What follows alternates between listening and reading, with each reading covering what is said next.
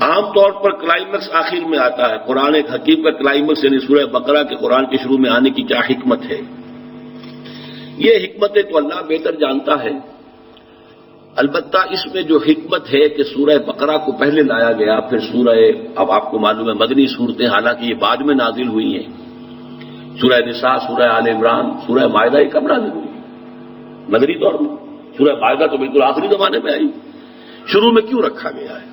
یہ سوال میں نے صرف ایک شخص کے بارے میں، ایک شخص کے ہاں پڑھا کہ اس نے اس کا جواب دیا ہے اور صحیح جواب دیا، اور وہ ایک انگریز مترجم قرآن مارمڈیوک پکتھال.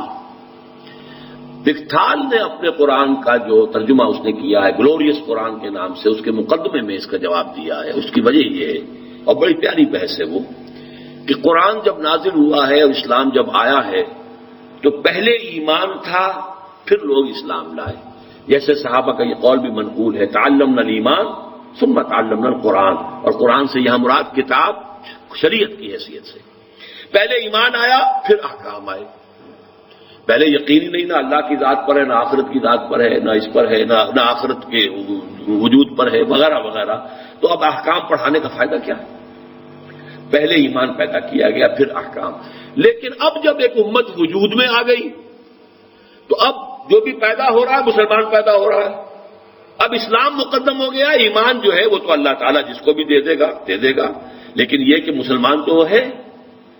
اب یہاں مقدم شریعت ہے اور اس کے بعد اللہ تعالیٰ اس شریعت پر عمل کرنے والے شخص کو اس کے اندر یقین کی کیفیت بھی رفتہ رفتہ عطا کر دے گا.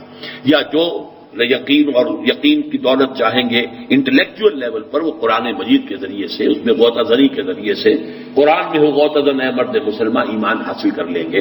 قانونی ایمان تو اب موجود ہے نا. آپ 7 سال کے بچے کو نماز پڑھائیے اور 9 سال کا ہو جائے نہ پڑھے تو ماریے اس کو. اس کی کنڈیشننگ کیجئے کہ وہ اب تمام ان شعائر اسلامی کا پابند ہو جائے، اس کی کنڈیشننگ ہو جائے اس کے مطابق.